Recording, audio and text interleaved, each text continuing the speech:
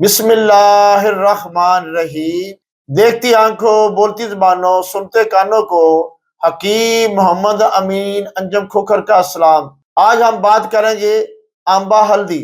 آمبا ہلدی، کپور ہلدی، پنجابی میں چوما ہلدی، انگریزی میں مینگو جنجر کہتے ہیں۔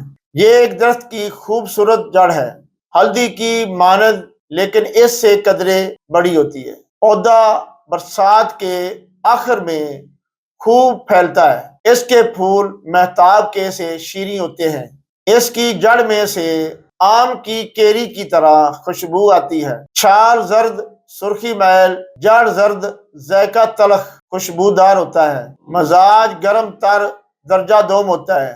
اس کی خوراک 2 سے 3 ماشے تک لے سکتے ہیں۔ اس کی پیدائش ہندوستان، بنگال، مغربی گھاٹ کے پہاڑوں پر پائی جاتی ہے۔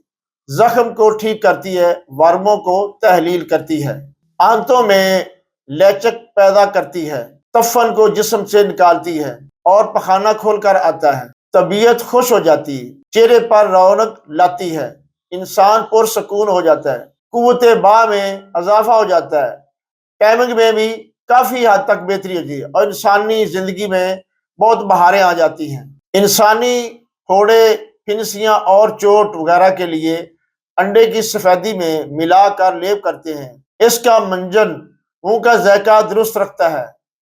چہرے پر بطور ابٹن بھی استعمال کرتے ہیں۔ اگر دودھ میں ڈال کر پی لیں تو آنتوں کو درست کرتی ہے، معدے کو گرم کر کے فاسد مادے جسم سے نکالتی ہے۔ لا الہ الا اللہ محمد الرسول اللہ۔ میرا ملک پاکستان زندہ باد۔ اس ویڈیو کو لائک کیجئے، فالو کیجئے، شیئر کیجئے اور سبسکرائب کیجئے۔ مجھے حکیم محمد امین انجم کھوکھر کو اجازت دیجئے۔ اللہ حافظ۔